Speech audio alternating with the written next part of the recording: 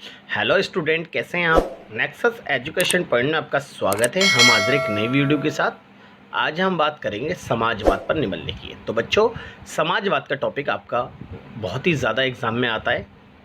Most very important question है। समाजवाद की जानकारी से पहले अगर आपने हमारे चैनल को सब्सक्राइब नहीं किया है तो हमारे चैनल को सब्सक्राइब करें, लाइक करें, कमेंट शेयर करना ना भूलें। चलिए शुरू करते हैं। समाजवाद क्या होता है। मार्क्सवादी विचारधारा के अनुसार समाजवादी विचारधारा का संपूर्ण बल इस बात पर था कि समाजवादी राज्य की स्थापना यूरोप के देशों में होगी। जब इन देशों में पूंजीवादी अपनी चरम अवस्था में पहुंच जाएगा तब इन देशों में संघर्ष व तनाव की स्थिति उत्पन्न होगी। तो समाजवाद का तात्पर्य ये बताया जाता है कि ये जो समाजवाद था इसका सबसे बड़े प्रवर जो समर्थक थे वो कार्ल मार्क्स की विचारधारा थी। कार्ल मार्क्स का मानना ये था कि जब यूरोप के अंदर जब पूंजीवादी शासन व्यवस्था अपनी चरम सीमा पर पहुंच जाएगी और उस पूंजीवादी शासन व्यवस्था के अंतर्गत जब गरीबों का शोषण होगा, यानी समाज में दो वर्ग हो जाएंगे, एक अमीर और एक गरीब, और समाज की संपूर्ण संपत्ति पर शक्तिशाली वर्ग का जब अधिकार हो जाएगा तो उस आर्थिक शक्ति के आधार पर वो समाज में गरीबों का शोषण करेगा। जब लोग गरीबों का जब ये पूंजी शक्तिशाली वर्ग जब गरीबों का शोषण करेंगे तो गरीब वर्ग इस शोषण से परेशान होकर क्रांति करेंगे। इस क्रांति में सदैव दो वर्ग होंगे, अमीर और गरीब, और इस क्रांति में गरीबों की विजय प्राप्त होगी और सारे पूंजीपतियों का खात्मा कर दिया जाएगा। ये अवस्था आने पर कार्ल मार्क्स ने समाजवाद का रूप बताया कि जब गरीबों का शासन आ जाएगा तो साम्यवादी शासन व्यवस्था में समाजवाद स्वतः ही आ जाएगा। इसका तात्पर्य यही था कि जब पूंजीवादी शासन व्यवस्था अपनी चरम सीमा पर जब आ जाएगी तो इन देशों में संघर्ष और तनाव को बढ़ावा मिलेगा और इस संघर्ष और तनाव में जो शक्तिहीन वर्ग है यानी गरीब वर्ग है उनकी विजय प्राप्त होगी। तब इन देशों में समाजवाद की स्थापना हो जाएगी। कार्ल मार्क्स की मृत्यु के बाद विभिन्न समाजवादी विचारक आपसी मतभेद के कारण दो वर्गों में बंट गए। जब कुछ समय बीता, जब कार्ल मार्क्स की विचारधारा यानी कार्ल मार्क्स की जब मृत्यु हो गई थी तो उस मृत्यु के बाद इसकी विचारधारा के जो लोग थे वो दो भागों में बंट गए। पहला वर्ग संघर्ष और क्रांति का समर्थन करता रहा, परंतु दूसरे वर्ग ने नई विचारधारा को जन्म दिया जिसे लोकतांत्रिक समाजवाद कहा गया, जिसने कहा कि समाज के अंदर उत्पादन और वितरण जो होने चाहिए वो सब कुछ सरकार के अनुसार होने चाहिए, यानी समाज के उत्पादन और वितरण यानी सब पर स्वामित्व किसका पाया जाएगा, समाज का, और सरकार जो भी कार्य करेगी वो जन कल्याण के लिए कार्य करेगी। तो इसी को लोकतांत्रिक समाजवाद कहा गया। परंतु इस विचारधारा ने वर्ग संघर्ष और क्रांति की आलोचना की। इन्होंने कहा कि समाज में क्रांति के द्वारा परिवर्तन नहीं बल्कि समाज के अंदर तो उत्पादन और वितरण का जन कल्याण के कार्य में इसका इस्तेमाल किया जाएगा तो ही समाज में बदलाव आएगा। और ये विचारधारा शांतिपूर्ण संवैधानिक उपायों के माध्यम से सामाजिक व आर्थिक परिवर्तन में निष्ठा रखती है। तो समाजवाद हमेशा शांतिपूर्ण उपायों में और संविधान के नियमों में आस्था रखता था और इनका मानना था कि संवैधानिक उपाय के माध्यम से ही समाज में सामाजिक आर्थिक विकास को बढ़ावा दिया जा सकता है। इसी को हमें लोकतांत्रिक समाजवादी विचारधारा कहा। तो अगर मैं सामान्य शब्दों की अगर मैं बात करूं कि समाजवाद होता क्या है, समाजवादी विचारधारा व्यक्तिगत स्वतंत्रता और विकास के स्थान पर सामाजिक कल्याण और समानता पर बल देती है। तो समाजवादी विचारधारा किसी एक व्यक्ति या एक वर्ग के स्वतंत्रता को ज़्यादा महत्व नहीं देती। वो कहते हैं समाज के अंदर जितने भी वर्ग और जितने भी धर्म, जितनी भी जाति के लोग हैं, यानी समाज के सभी वर्गों को वो स्वतंत्रता और अधिकार देने की बात करता है। और इनका मानना यह था समाजवादी विचारधारा का कि सामाजिक कल्याण को बढ़ावा दे, यानी समाज के अंदर जितने भी वर्ग, जितनी भी जाति के लोग हैं, सबका कल्याण होना चाहिए। और साथ ही साथ में सामाजिक कल्याण के आधार पर समाज में समानता का ये समर्थन करते थे। समाजवाद का केंद्र बिंदु सामाजिक हित और आधार बिंदु सामाजिक हित और सामाजिक समानता है।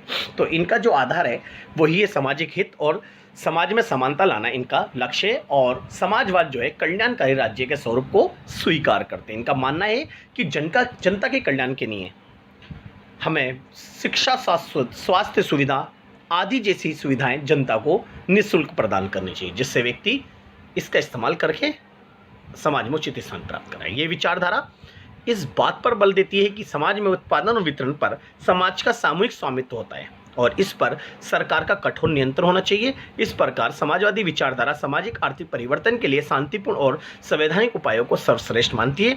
और ये समाजवाद जो है ये सब कुछ समाज के सभी वर्गों के कल्याण के कार्य पर बल देता है और ये समाज की सारी समस्याओं का समाधान करने के लिए संविधान के अनुसार सामाजिक कल्याण यानी कल्याणकारी राज्य के स्वरूप को स्वीकार करता है। तो समाजवाद में सब कुछ सरकारी होता है। यहाँ पर पूंजीवादी शासन व्यवस्था यानी निजी संपत्ति को स्वीकार नहीं करते समाजवादी, और समाजवाद जो भी सरकार करेगी जनता के कल्याण करेगी। यानी समाजवाद के अंदर सरकार उत्पादन और वितरण जो कर रही है वो जन कल्याण के लिए कर रही है, ना कि लाभ प्राप्त करने के लिए। यहाँ पर सरकार का लक्ष्य लाभ प्राप्त करना नहीं बल्कि जन समाज में रहने वाले प्रत्येक समुदाय वर्गों का कल्याण करना होता है। तो अब बात करेंगे कुछ समाजवाद की मूल विशेषताएं यानी लक्षणों के बारे में कि समाजवाद किन किन मान्यताओं को स्वीकार करता है। तो पहली समाजवाद की विशेषता या मान्यता है उत्पादन वितरण समाज की संपत्ति है। तो समाजवाद के जो समाजवादी है उनका मानना ये था कि उत्पादन और वितरण दोनों संपूर्ण समाज की संपत्ति होता है। यानी जो उत्पादन किया जा रहा है और उसका वितरण जो हो रहा है वो समाज की संपत्ति है और समाज के लिए किया जा रहा है। तो समाजवाद के उत्पादन और वितरण संपूर्ण समाज की संपत्ति, समाज के अंदर उत्पादन और वितरण के साधनों का राष्ट्रीयकरण शासन के हाथों में दे दिया जाता है। यानी ये कहते हैं कि जितने भी बड़ी बड़ी फैक्ट्रियाँ उद्योग होंगे वो सब उनका राष्ट्रीयकरण होगा, यानी वो राज्य के द्वारा किए जाएंगे। यानी जितने भी बड़े बड़े उत्पादन होंगे और वितरण होगा या बड़े बड़े उद्योग स्थापित होंगे वो सरकार के द्वारा स्थापित किए, यानी उन उत्पादन यानी उन उद्योगों का राष्ट्रीयकरण होना चाहिए। राष्ट्रीयकरण मतलब सरकारी उद्योग होने चाहिए। इसमें संपूर्ण भूमि सहित उत्पादन के साधन राष्ट्रीय संपत्ति है। राष्ट्रीय संपत्ति जानते हो बच्चों, राष्ट्रीय संपत्ति मतलब है जो राष्ट्र की संपत्ति यानी सरकारी संपत्ति आदि साधनों का धीरे धीरे राष्ट्रीयकरण कर दिया जाता है। तो यहाँ पर इनका मानना है कि जो उत्पादन और वितरण होते हैं वो समाज की संपत्ति मानी जाती है, इसलिए समाज के सभी लोगों को इन सबका बराबर लाभ मिलना चाहिए। तो दूसरी मान्यता है आर्थिक समस्याओं का समाधान नियोजन के द्वारा। तो समाजवाद का मानना यह था कि समाज में जो आर्थिक समस्या है उसको केवल नियोजन के माध्यम से ही दूर किया जा सकता है, इसलिए सरकार को अपने उद्योगों में जितने भी कार्य प्रणाली यानी कार्य करने हैं वो सब नियोजन के माध्यम से करना चाहिए और नियोजन के माध्यम से ही समाज के सभी वर्गों को उसका लाभ पहुंचाना चाहिए, जिससे आर्थिक समस्याओं का समाधान स्वतः ही हो जाएगा। तो तीसरी जो इसकी विशेषता और मान्यता है वो है समाज को अधिक महत्व देता है। यानी समाजवादी जो विचारधारा है वो समाज को अधिक महत्व देता है। उनका मानना यह था कि समाज कल्याण के लिए सब कुछ समाज के लिए करना चाहिए। समाजवादियों के अनुसार व्यक्तियों की अपेक्षा समाज अधिक महत्वपूर्ण है। यानी वो कहते हैं कि व्यक्ति इंपॉर्टेंट नहीं है, व्यक्ति तो एक होता है, यानी व्यक्ति या एक वर्ग होता है। तो यहाँ पर एक व्यक्ति को इंपॉर्टेंस नहीं दे रहे, वो समाज के सभी वर्गों को इंपॉर्टेंस दे रहे हैं। यानी एक व्यक्ति को ना देकर व्यक्तियों के समूह को, यानी समाज के जितने भी सामाजिक वर्ग है, चाहे वो दूसरे समुदाय हैं, चाहे हिंदू हो, चाहे मुसलमान, चाहे नीची जाति हो या ऊंची जाति, चाहे कोई सी भाषा बोलते हो, सभी यानी समाज में रहने वाले सभी लोगों को सबसे ज़्यादा महत्व दिया जाता है। समाजवादी व्यक्तिगत स्वतंत्रता को सामाजिक हितों के लिए बलिदान कर देते हैं। इनका मानना ये है कि अगर व्यक्तिगत स्वतंत्रता, अगर समाज के विकास में अगर अड़चन बननी है तो व्यक्तिगत स्वतंत्रताओं को त्याग यानी बलिदान कर देना चाहिए और सार्वजनिक कल्याण को अधिक महत्वपूर्ण मानते हैं, इसलिए हमें कम से कम स्वतंत्रता दी जाती है और समाज को अधिक महत्वपूर्ण माना जाता है। तो नेक्स्ट है पूंजीवाद को समाप्त करना चाहता है। यानी समाजवादी विचारधारा जो थी वो पूंजीवादी शासन व्यवस्था के खिलाफ आई थी। जैसा कि मैंने आपको भी परिचय में बताया कि जब यूरोप के देशों में जब पूंजीवादी व्यवस्था एक अपनी चरम सीमा पर चली जाएगी तो उसके बाद बदलाव आएगा। यानी समाजवादी पूंजीवाद को जड़ से उखाड़ फेंक देना चाहते हैं, क्योंकि पूंजीवाद के अंदर पूंजीपति श्रमिकों का शोषण करते हैं, जिससे समाज में अलगाव, अराजकता और अव्यवस्था यानी अराजकता का वातावरण उत्पन्न होता है। और यही अराजकता का वातावरण में पूंजीवादी शासन को समाप्त कर दिया जाता है। और ये पूंजीवादी शासन को समाप्त कौन करेंगे? समाज के निर्धन वर्ग। ठीक है बच्चों, नेक्स्ट बात करते हैं पांचवा, उत्पादन और वितरण दोनों राज्य के द्वारा संभव है। जी, उत्पादन और वितरण दोनों ही राज्य के द्वारा होते हैं। समाजवादियों के अनुसार यदि जनता इन कार्यों को अपने हाथों में ले लेगी तो इससे आर्थिक विषमताएं और अराजकता उत्पन्न हो जाएगी, क्योंकि प्रत्येक व्यक्ति अपना हित देखेगा और राज्य का नहीं। इसलिए उत्पादन और बड़े बड़े जो उद्योग अर्थव्यवस्था स्थापित होनी चाहिए वो सब राज्य के द्वारा ही स्थापित होनी चाहिए, ना कि वो व्यक्तियों के द्वारा, क्योंकि व्यक्ति के द्वारा अगर स्थापित की जाएंगी तो व्यक्ति उन उद्योग को अपने आर्थिक स्वार्थ के लिए इस्तेमाल करेगा, इससे गरीबों का फिर शोषण दोबारा हो जाएगा। फिर नेक्स्ट है बच्चों कर प्रणाली में आधारभूत परिवर्तन। समाजवादियों के धनी वर्ग से कर लेना चाहिए, यानी समाजवादियों के अनुसार ये जो धनी वर्ग हैं यानी शक्तिशाली वर्ग, इनसे कर लेकर गरीबों की यानी निर्धन के कल्याण पर खर्च करना चाहिए। अतः राज्य को विकास के लिए असमानता को दूर करने के लिए कर प्रणाली में परिवर्तन करना चाहिए और हमें आवश्यकता अनुसार पूंजीपतियों से कर लेकर निर्धनों के कल्याण के लिए खर्च करना चाहिए। तो इस बात का वो समर्थन करते हैं। नेक्स्ट है लोकतांत्रिक व संवैधानिक उपायों में विश्वास।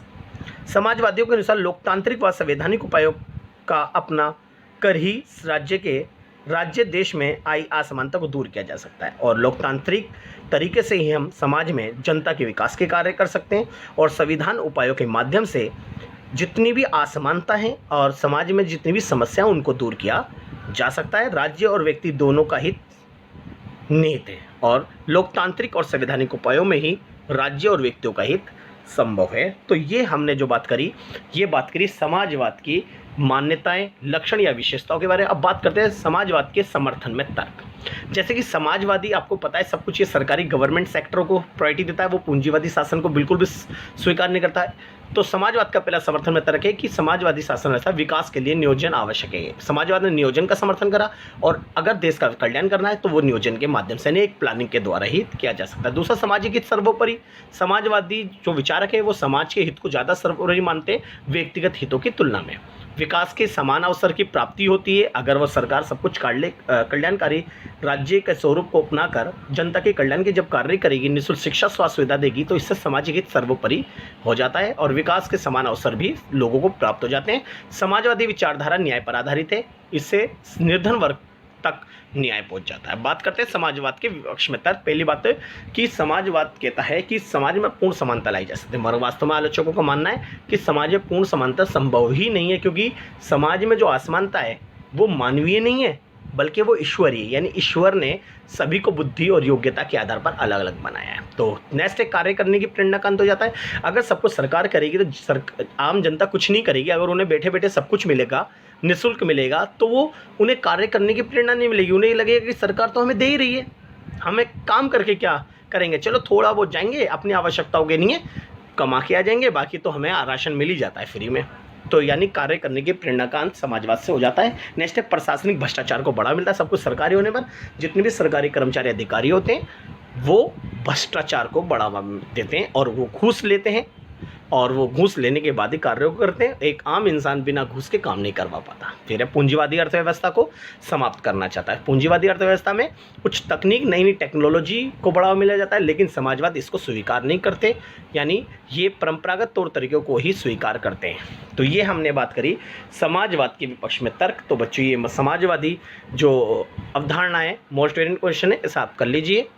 अगर आपने अभी तक हमारे चैनल को सब्सक्राइब नहीं किया है तो हमारे चैनल को सब्सक्राइब करें, क्योंकि आपके एक सब्सक्राइब से हमारे को बहुत खुशी मिलती है। चलिए हमारे चैनल को लाइक, कमेंट, शेयर करना ना भूलें।